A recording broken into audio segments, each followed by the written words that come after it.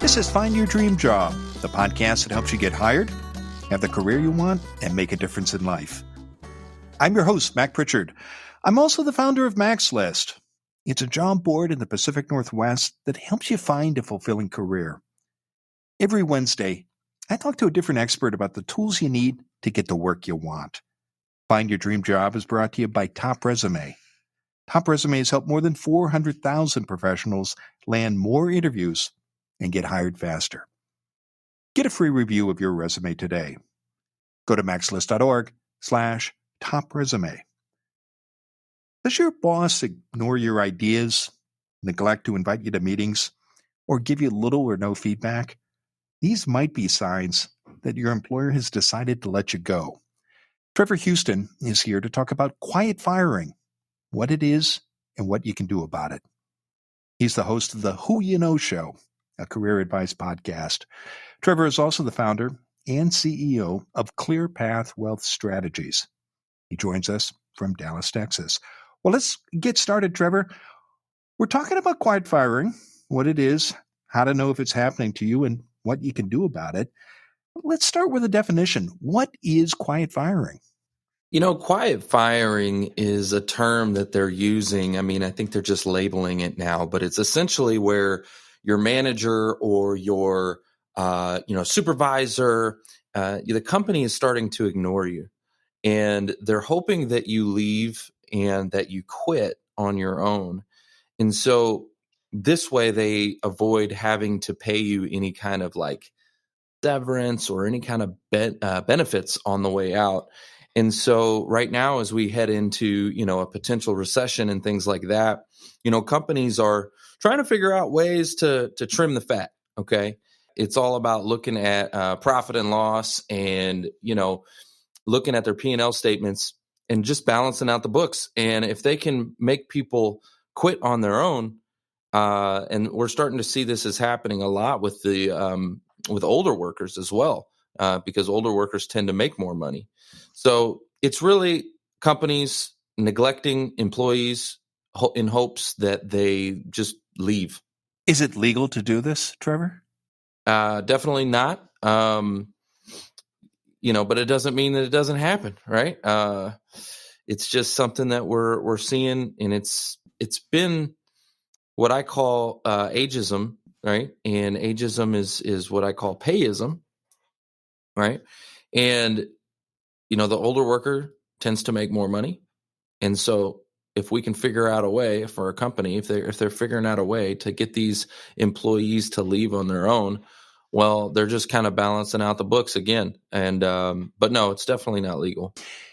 Does this happen only to older workers, or can it happen to you no matter what age group you're in? It can happen no matter what age you are.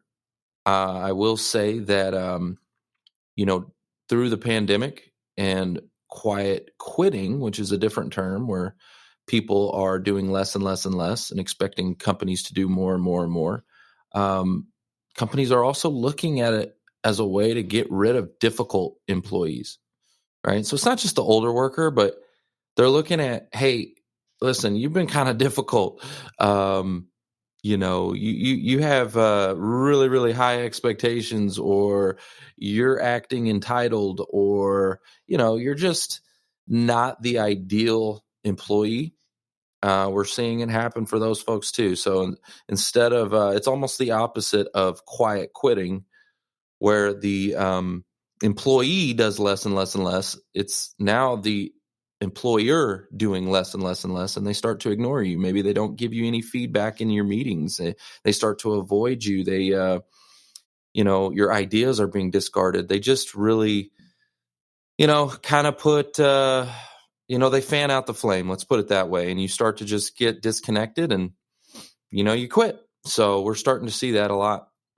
I want to talk about some of the other signs of quiet firing and how it might be happening to you. But before we do that, Trevor, is this a new trend, or is this something that's been happening for a long time? I think it's been happening for a long time. we're in a day and age where we like to label things. um, you know, great resignation, quiet quitting, quiet firing. I mean, there's always this new trending, topic or label. It's always happened. It's just they're really starting to label it, and it's a headline, right? It's a headline for news stories, and I've been featured several times on this topic, and it's a headline, so it's catchy, and no, but it's been happening for years. Well, let's talk about the signs of quiet firing and whether or not it might be happening to you. You mentioned a boss not inviting you to meetings, perhaps ignoring your ideas. What are some of the other signs that you might be in the process of being quietly fired?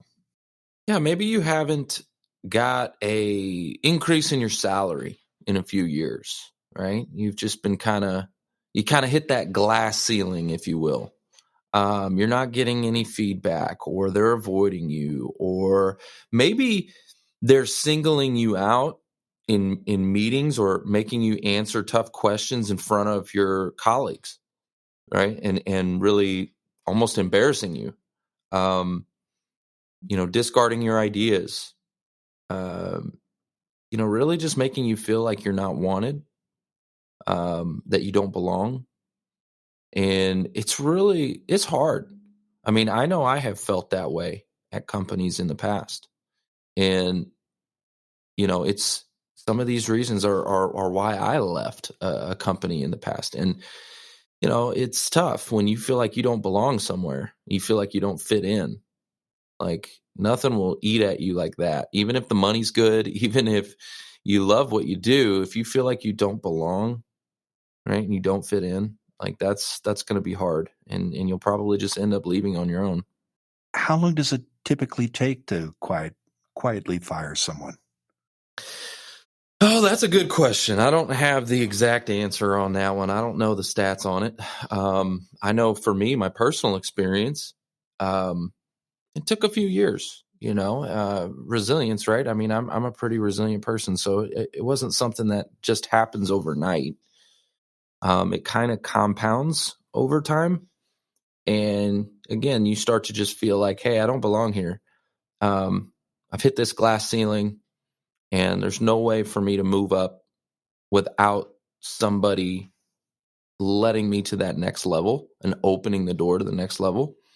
But that person who has the keys, they're not responding to you. They're avoiding you. They're looking the other way, And so you start to go, man, I have no opportunity here. There's no growth here. And it takes time. It does take time. It's not an overnight thing. But, if they make you feel like you don't fit in, you'll probably end up leaving. If it's just beginning to happen, or you're starting to see these signs, but maybe you haven't seen them in the past, what's a good way to do a reality check, Trevor, to confirm that you're not misunderstanding your boss, but to actually confirm that you may be in the process of being quietly fired? Yeah, I would talk to somebody, get some feedback, and talk to some other employees as well to try to get an understanding of their experience. Like, is it just you? Or is this just happening to you, or is this happening around, to multiple people? Because I mean, let's just be real about it. I mean, it could be, perception is reality, and it could be your perception is wrong, but in your mind it's correct. So you need to get some feedback. You need to understand, like, hey, is this really happening? And you'll know once you talk to a few people. Maybe hopefully you can talk to your manager, right, and get feedback from them as well. But again, if you're reaching out to your manager and they're avoiding you, right, that's a red flag, right? If you're trying to bring up these concerns, like, hey, I've noticed some changes. Hey, I've noticed, a few things going on in the office, and you go to talk to your manager about it, and they just completely ignore you, or they ghost you. I've had opportunities in companies where literally I was ghosted by my own company, where I reached out in emails and phone calls that got ignored, right? And I'm not talking they got ignored once. I followed up multiple times. Hey, what's going on? Followed up, followed up, followed up. I've had times where the communication was ignored for years. And what does that do to you, right? Communication is the basis of any strong relationship, right? It's the foundation. When the communication breaks down, trust breaks down, the relationships breaks down, everything breaks. It just falls apart. And so if you're reaching out to your manager or, people in your company, HR, you're reaching out and they're avoiding you, ignoring you, like that's a huge red flag. Trevor, we're going to take a break. I want to continue this conversation. Stay with us. When we return, Trevor Houston will continue to share his advice on quiet firing, what it is and what to do about it. Whether you're worried about your job or not, you should always have a current resume. Is it time to update yours? Go to maxlist.org/top resume. The professional writers at Top Resume will review your resume for free. Go to maxlist.org/top resume. Find out how you can fix your resume on your own right away, or how to hire Top Resume to do it for you. Go to maxlist.org/top resume. Now, let's get back to the show.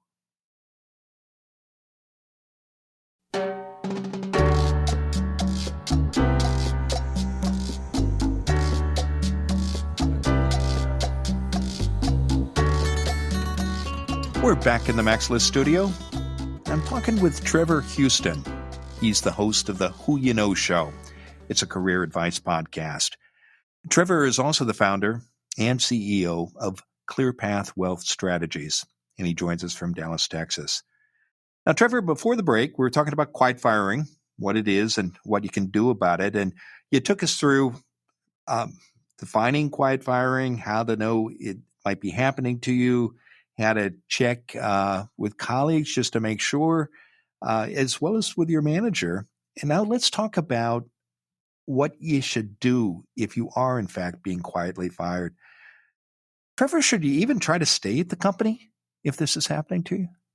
That's such a great question. And, there's a lot of variables that could determine my definitive answer to that question. Because it could be a case of where if you can wait it out, right? If you can wait it out, maybe you see new management, new blood come into the company, and that could be all it takes. When you're talking about work, it's all about the people, right? And they can shape your experience in a company. And so if you feel like there is no possible way, like it's impossible because of this certain person, I can't elevate. I'm being ignored. All these things are happening to you and you don't see a way out, definitely start looking, at least get your resume out there and let's start, getting your feelers out there, because ultimately life is short and you need to be respected. You need to be appreciated. You need to be valued. You need to be paid what you're worth, and you need to be appreciated by the company that you're putting your work in and dedicating your life to. And if they're not appreciating you, you know what? Somebody is. Somebody will. There's a place for you. But I wouldn't say just jump ship right immediately. Start making sure that you have your ducks, lined up, your ducks in a row. Make sure that you get things lined up properly before you just jump ship. And if that means elevating your skill set, if that means, going out and getting new designations, whatever you need to do to sharpen up the toolbox just a little bit. But, I think that's a personal question that you really need to sit down and evaluate. Is this something that I can live with? Is this something that is just really, boiling my blood and I got to go? What questions have you seen the people you've worked with address and consider when they're making that decision? Because it's a big decision. You don't want to dwell on it. You want to have a process for making that choice. What have you seen work? Yeah, it's about evaluating, like sitting down, pen and pad, and asking yourself what's important to you, right? What is important to you? Because for everybody, it's a little bit different, and as you grow throughout your career journey, it will change. But let's just say when I was in my 20s, it was all about the money. Okay. It was all about the Benjamins. Okay.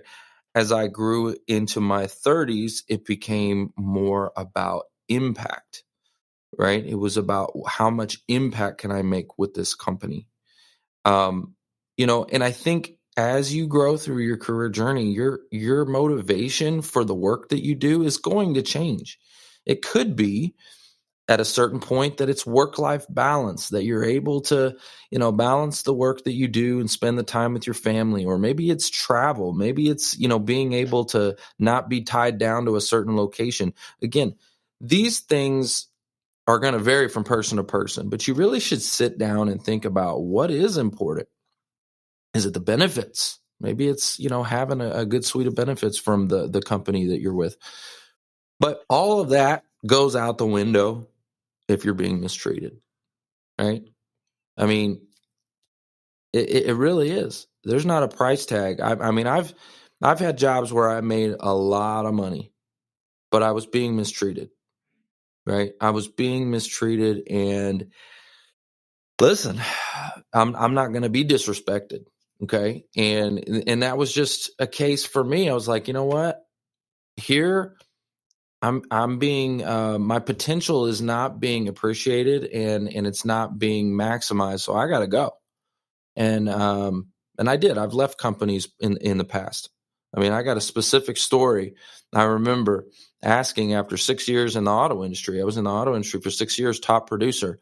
And I remember looking at my GM, and he didn't like me.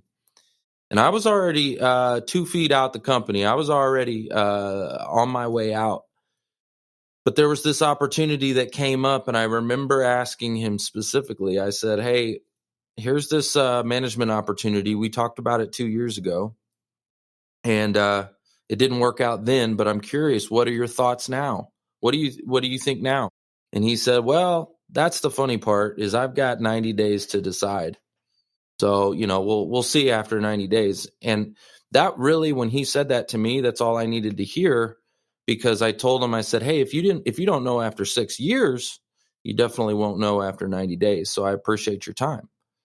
Right? I already knew that he wasn't going to let me. He was going to promote somebody from outside in. But you know, identify those things. Like, is there a glass ceiling where you're at? Are you being appreciated? Are you being respected? If not, it's probably time to make a change. Let's talk about making that change, Trevor. What steps do you recommend after you've gone through that process? You've decided, okay, it's not working. I don't see a path forward at this company. Now I'm going to look elsewhere. What do you do next? You mentioned some steps like paying attention to your resume, sharpening your skills. What other steps do you recommend someone take when they're being quietly fired and they want to leave? Yeah, the first thing that I would do is look at my LinkedIn profile. Now, hopefully, this is something I teach. Hopefully, you have been keeping your network strong and building relationships and connecting with folks, and positioning yourself as a thought leader on LinkedIn. Like, one of the things that I think a big mistake that job seekers make is they only do these things when they need a job, and so then all of a sudden they need a job, like something like this happens where they're being quiet fired, and they go out there and they're like, okay, now I need to get my resume, now I need to get my LinkedIn profile, now I need to start connecting and building relationships. Well, if you've done it that way, you have no momentum, and it's going to be a little bit of an uphill battle. And I recommend that people are just proactive, like proactively be searching all the time, building your network all the time, updating your LinkedIn profile all the time. Uh, don't stop doing that, and I think that will help you. I've got a client that I'm helping, and listen, during the pandemic, it took him like 18 months. Okay. It finally got with me, And we turned that thing around real quick. In a couple months, he got landed. And then 2 years later, he's back in the career search, but he didn't stop. He continued to network, build relationships, connect, started creating content on LinkedIn to position himself as a thought leader. And he did that for a few years, and now he's back in the career search, but he's got opportunities coming to him. He's not even having to apply at jobs. They're literally finding him because he built momentum, and he's actually getting millions of views on his LinkedIn profile because of what we've taught him. And so, again, I wouldn't wait till it's too late, right? Don't wait till it's too late. Continue to do this stuff. Be proactive about your career, right? Your career journey. And that's some advice that I would give to any job seeker, any person actually, whether they're working or not, is keep your skill set fresh and always be networking, always be building relationships, and keep your LinkedIn profile optimized and put some content out there to showcase to the world the problem that you solve for a company and why you're the thought leader. Well, Trevor, it's been a terrific conversation. Now, tell us what's next for you. Well, we've got this career transition summit where I teach a lot of this stuff. There's some strategies. One of them is called the Job Search Trojan Horse. And I was actually featured on Forbes for that. And it basically helps people to get out of the black hole, get noticed, and really infiltrate into the company that they're applying to and command the attention of the recruiters and the hiring managers, because that can be a pretty tough one. And so we show them a strategy inside this career transition summit. And I would recommend for people to come connect with me over there and come check it out. Well, terrific. I know listeners can learn more about you, the summit, and your company's services by visiting the link tree for your company, and that is linktree/whoyouknow. And we'll be sure to include that in the show notes as well. And you also invite listeners to connect with you on LinkedIn. And if listeners do reach out to you, I hope they'll mention they heard you on Find Your Dream Job. Now, Trevor, given all the great advice you've shared today, what's the one thing you want a listener to remember about quiet firing, what it is, and what you can do about it? Yeah, I would say know your worth, right? And don't let a company put out your light, right? That's what this quiet firing is. They're trying to put out your light. Don't let it happen, right? And if you can't be who you are supposed to be at that company, you need to proactively be making steps to get out, okay? And know your worth.